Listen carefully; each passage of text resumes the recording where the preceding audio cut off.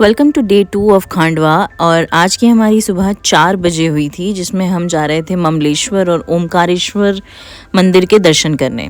ये दोनों ज्योतिर्लिंग को एक ही माना जाता है। इनके दोनों के दर्शन करने पे आपको एक ज्योतिर्लिंग के दर्शन मिलते हैं।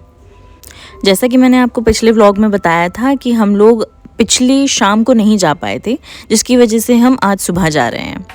इतना खूबसूरत व्यू था और सुबह सुबह भीड़ भी कुछ खास हमें मिली नहीं, तो जल्दी जल्दी हमारे दर्शन भी हो गए थे। और ये रहा हमारा प्यारा सा ज्योतिर्लिंग। अंदर गए, हमने बहुत ही बेहतरीन दर्शन किए। हाँ, थोड़ा सा वक्त लगा पर कोई दिक्कत नहीं।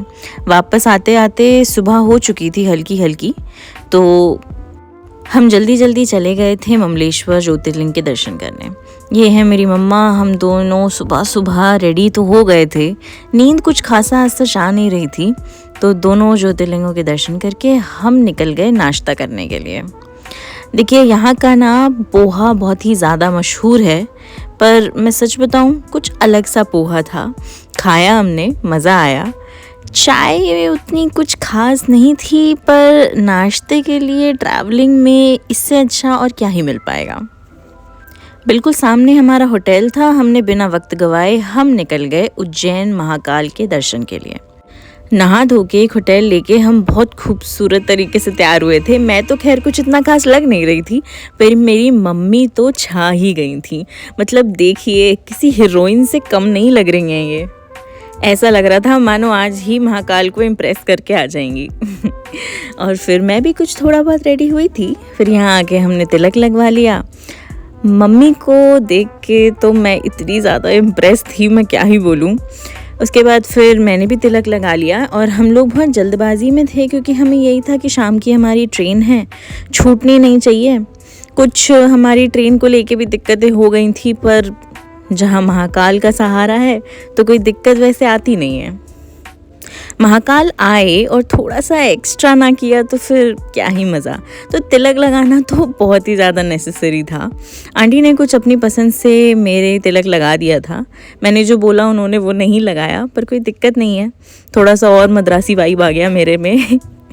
और फिर हम लोग ये पूरा का पूरा रास्ते पे कारपेट बिछे हुए थे, कारपेट के ऊपर लोग पानी डाल रहे थे, तो गर्मी उतनी ज़्यादा महसूस नहीं हो रही थी। अंदर गए, लंबी सी लाइन थी, काफ़ी भीड़ थी। अजीब बात ये थी कि जनरल में ज़्यादा भीड़ नहीं थी as compare to VIP section. हम विश्वास नहीं हो रहा था कि फाइनली वो मोमेंट आने वाला था जब मैं ज्योतिर्लिंग को देखने वाली थी, और फाइनली हमें महाकाल के दर्शन हो गए। कुछ हल्की झलक मिली थी, पर मैं बहुत ज़्यादा खुश थी, क्योंकि मैं उज्जैन आने के लिए कई महीनों से चाह रही थी। बस ये नहीं पता था कि कब जा पाऊँगी। अचानक से ही प्लान बना और मैं पहुँच गई उज्जैन महाकाल। गर्मी के हाल बुरे थे, लेकिन कोई दिक्कत नहीं है। हमने बहुत खूबसूरत दर्शन किए अच्छे से, और उसके बाद काफ़ी सारी फ़ोटोज़ खिंचाने के बाद। मम्मा, आपको ये मदर्स डे गिफ्ट कैसा लगा?